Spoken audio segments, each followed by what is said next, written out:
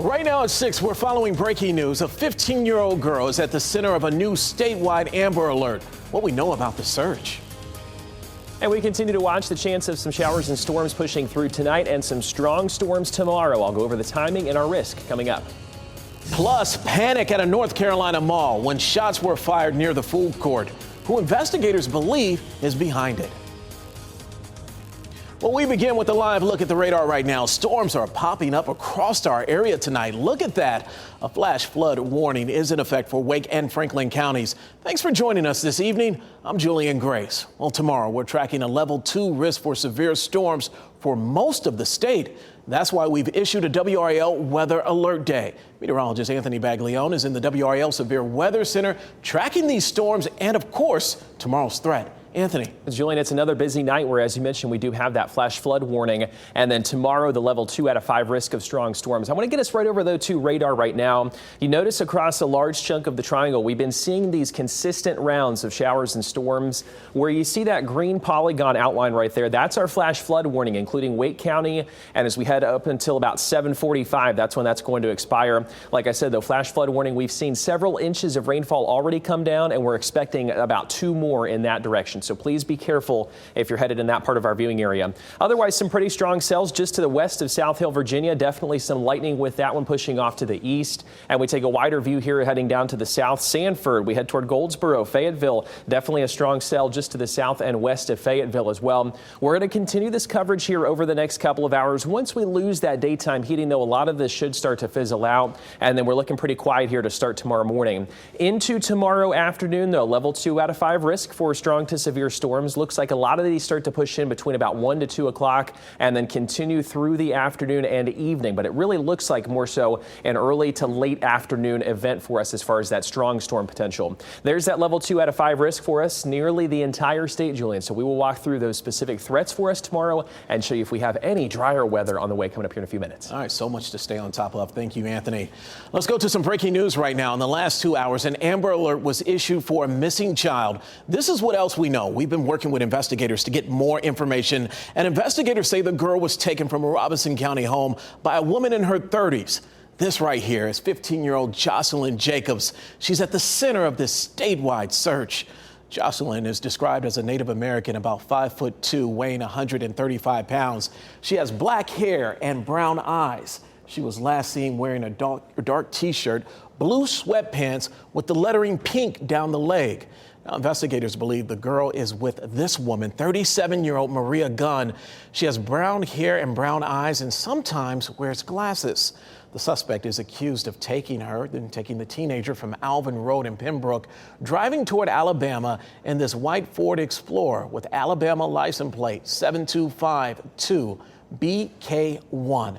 There it is right there. If you know anything about this vehicle or this woman, please contact the Robeson County Sheriff's Office. They want to hear from you, or also call 911. New at 6, police are trying to figure out who fired shots inside a North Carolina mall this afternoon. Now, this happened at Independence Mall in Wilmington around 2. Initially, people thought it was an active shooter situation, but police later said it was an incident involving people who knew each other. Officers say a shot was fired inside near the food court. No one was hurt. The mall is closed for the rest of the day. Police are still investigating. Also new at 6, we are happy to report a little girl who was at the center of an Amber Alert out of Beaufort County has been found safe and is at home this evening. Deputies have been searching for 3-year-old O'Reilly Tyler. Investigators believe Tyler had been with 54-year-old Stephanie Lee Spencer. No word yet on whether Spencer was located or arrested. We're reaching out to learn more about this investigation. Also new at 6, a police chase ended in a crash this afternoon in Carrboro. Police say they responded to a domestic assault call. When they arrived, the suspect took off in a car. Officers tried to stop them, but the person refused to stop and started driving erratically. Investigators used stop sticks, and the suspect was later arrested. A police car was damaged after being hit by the suspect's vehicle.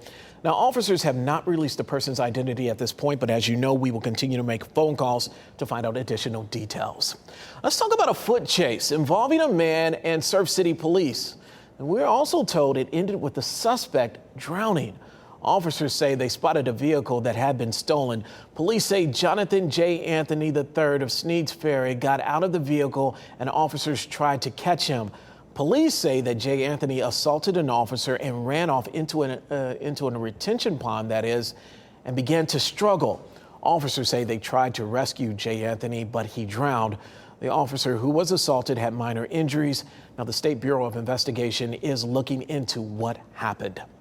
Durham police are investigating the shooting that sent a man to the hospital this morning. It happened around 10 a.m. on Liberty Street and Elm Street. Officers found a man who had been shot. Police say his injuries are not life-threatening. Police also call it an isolated incident. People have been enjoying the sights and sounds of other nations in Durham today.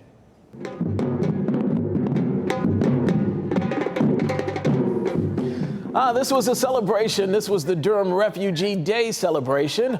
The Freedom Family Friendly event at Durham Central Park honored the courage, strength, and determination of refugees.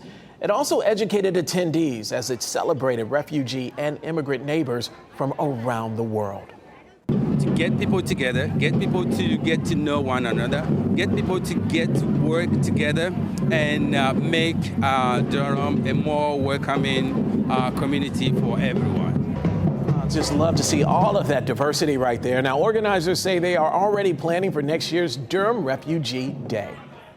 A church in Randolph County will hold its service at a park tomorrow after a part of their building partially collapsed this week, causing a gas leak. Now, you may remember this story. We first brought you this story as breaking news Thursday night. Look at this gaping hole in the side of the Franklinville United Methodist Church. The cause of the collapse right now is still unknown. People are being told to avoid that area. Now, the pastor says the congregation will continue to meet somewhere else. State troopers responded to a crash after a car was hit by a train in Durham. It happened near Glover Road and Anger Avenue shortly before 11 p.m. last night. Officers say an intoxicated man parked his car on the railroad before it was struck. The driver was able to escape without injury, remarkably. He was charged with DWI, driving without a license, and failure to maintain lanes. All right, write this down right now. You won't be able to get on I-40 West from 70 West and Garner for the rest of the weekend. Crews are working on the 540 project. US 70 West is closed at NC 42, which is exit 320. Drivers will be detoured down NC 42 West to access I-40 West. The closure continues through Monday morning. We also have a reminder, crews have closed a section of South Austin Avenue in Durham through the weekend. That's so they can work on removing an old railroad bridge. The road closure is between Anger Avenue and Durham Freeway. That's NC 147 if you want a little bit deeper description there. The road will reopen Monday morning at 6, weather permitting though. Drivers can use the Durham Freeway, Fayetteville Street, and Main Street to get to areas to either side of the closure. The nationwide nursing shortage just keeps getting worse. We hate to report that. A look at how a family and a school in our area is trying to change all of that coming up. And let's take a live look outside in Raleigh over North Hills. A flash flood warning is in effect in Wake and Franklin counties right now, and we're tracking a level 2 risk for severe storms tomorrow. Meteorologist Anthony Baglione has all the details coming up in just a few minutes.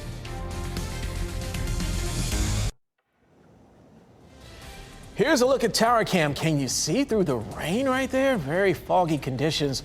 We have a crew out there right now giving us an update on the conditions out there. Well, welcome back. There are information checkpoints set up in the area of Riddle Avenue in Hillsborough this weekend. That's in response due to recent violence, block parties, and underage drinking. In the overnight hours last Wednesday, there were shots fired at a party. A 21-year-old woman and a 34-year-old man went to the hospital with gunshot wounds. Police are passing out flyers at checkpoints and working to learn who was involved in the violence. Well, here's an example on just how important nurses are. If you or your family end up in the hospital, you want a quality nurse by your side, right? There's just one big problem with that. The nation's shortage on nurses continues to get worse.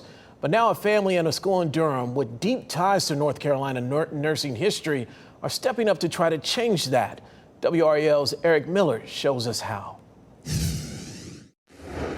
North Carolina's first male nurse picked up a lot of accolades in his life, but to Dr. Rona Reeves Tankard, he was just dad.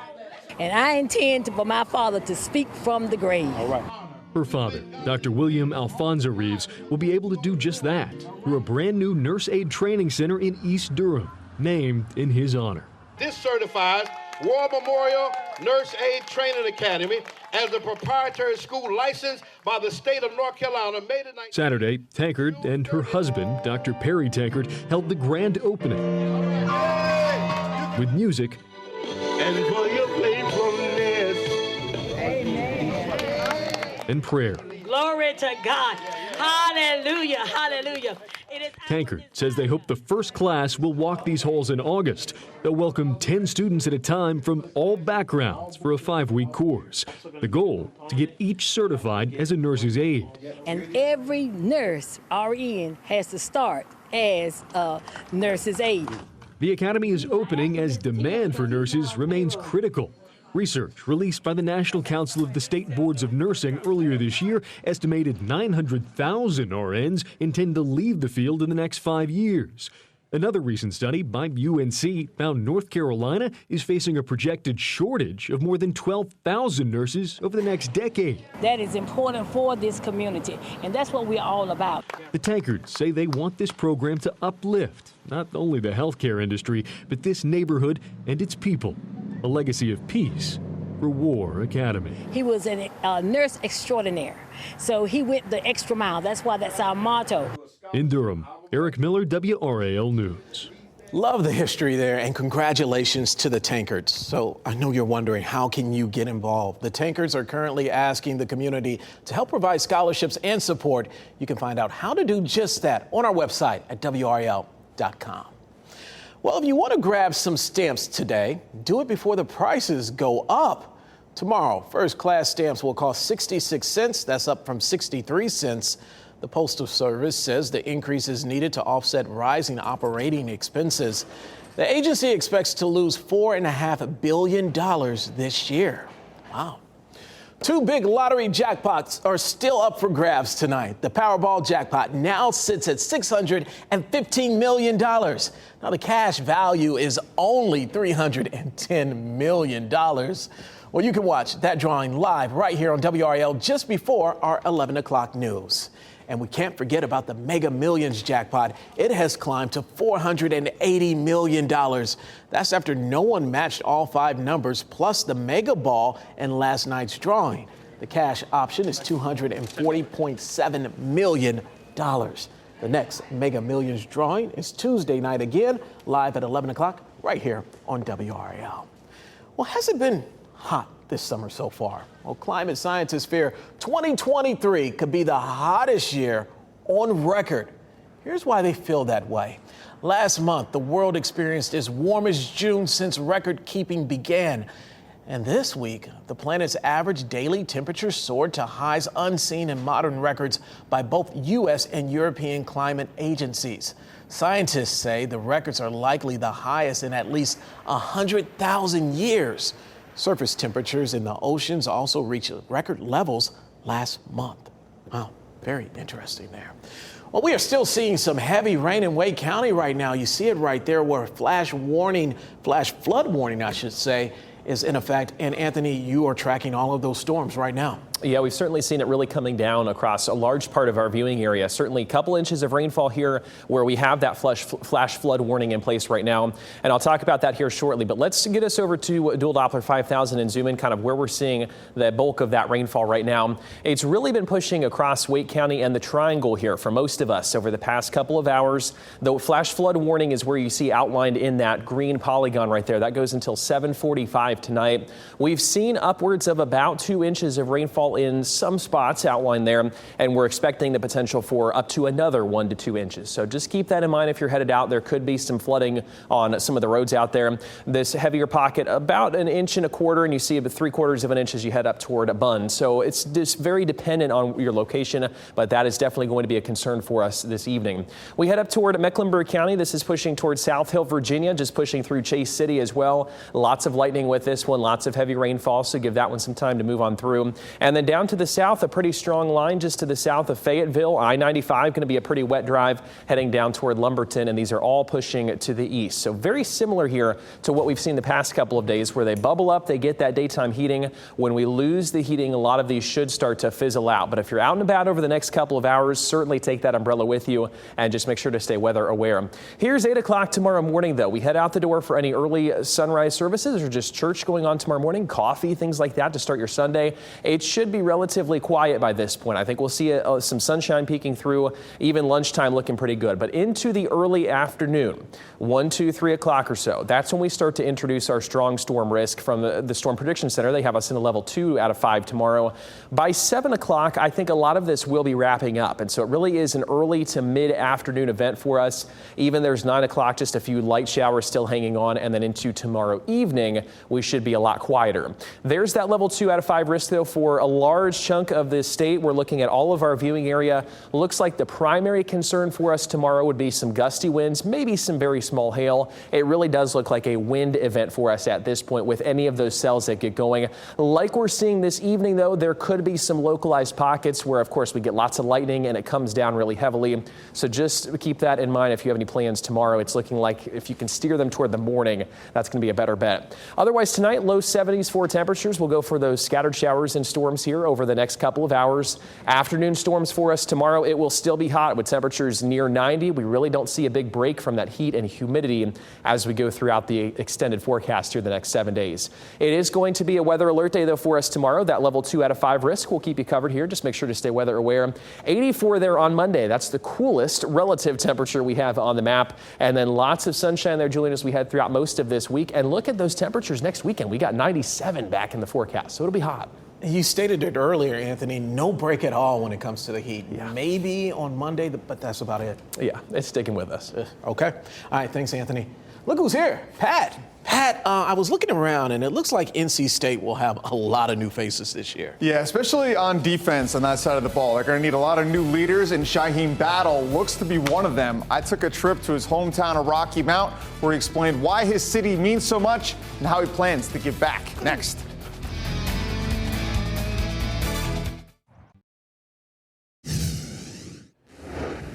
When you line up against NC State corner Shaheem Battle, you're going on an island. But in his hometown of Rocky Mount, he's never alone. The city has supported him in his dreams. This summer, he's returning the favor. Go. Break. Good. That's what I'm talking about. The cornerback has become... I'm just really in camp mode right now. I feel like I call myself Coach B. The coach. I'll be going into straight coach mode. NC State's Shaheem Battle is preparing to put on his second annual youth camp at the old Rocky Mount Athletic Stadium. I scored my first touchdown here. You know, I came here, watched the high school team play, and this is where I kind of just started first watching football and kind of grew a passion for it. His message resonates with kids because not that long ago, he was in their shoes. It's just something that I wanted to have as a kid growing up. So, you know, now that I have a platform and the resources, I want to make sure that I can provide opportunities for kids. Let's go work. Good hip mobility. Got me a little exhausted. Shaheem wears his Out of 252 logo with pride. I embraced everything it was about being from here, and it's made me who I am today. He made the state title game as a Rocky Mount junior and is entering his 4th season as a starter at NC State. Shaheem Battle the interception. Just me personally coming to NC State, it was like playing in my hometown almost. Like, this is the closest I can get to playing in my hometown. And, you know, my family and my friends can come up and support me at any home game. His parents have always helped keep him on the path to success. To see my son that come back and help the kids out, you know, that's awesome. And that's something he always wanted to do. Shaheem hopes he can inspire other kids to follow his footsteps because he knows what can happen when you go astray. Right there, though. That's good. That's good. Being from Rocky Mount, it's very easy to fall into the streets. And, you know, once they get past high school, then they see the bigger picture of, you know, it's not just about the streets. Shaheem is living his dream of leaving Rocky Mount, but he'll never forget where he's from. When I say 252, it's really heartfelt to me because I put the city on my back, and whenever I go play, I'm playing for them and they're playing with me. If you want to attend Shaheem's camp, it's free next Saturday at the Rocky Mount Sports Complex football field. For kids ages 6 to 12, it's 3 to 4:30. For ages 13 to 18, it's 5:30 to 7. You can register on the Rocky Mount Parks and Rec event website. Victor Wembanyama looks like a player created in a video game. I mean, he barely has to jump for his head to be over the rim. He's basically the best prospect we've had since LeBron James, but even at 7'3", there's going to be some growing pains. Wembanyama and the Spurs taking on Brandon Miller and the Charlotte Hornets. Miller, the number 2 overall pick. Wembanyama's summer league debut. First quarter, you see why he's different. 7-footer with guard skills. Nice dish there for the dunk. Miller, a polarizing pick at 2. Some thought Charlotte should have gone with Scoot Henderson. Not me. Miller had 16. Wembanyama looked a little clumsy at times, but fourth quarter, there's the 4-point play. Yeah, he's going to be fine. 9 points, 8 rebounds, 5 blocks. Spurs win 76-68. And if you can't watch the Bulls game tonight, you can watch on WRAL Plus. First pitch, 6:35 p.m. That's channel 34. In Spectrum, 12:57. They're going to host the Norfolk Tides, Julian. All right. Hey, love the story about Shaheem. Way to go. He's just giving back to the community. Great kid. Should be a great leader this year for NC State. Awesome. All right. Thanks, Pat. And thank you for joining us tonight. We continue to track that flash flooding warning in Wake County and 2-level severe storms for tomorrow. Don't miss WRAL News on Fox 50 at 10 and then again at 11 o'clock right here on WRAL. All right, do me a favor. Stay safe out there.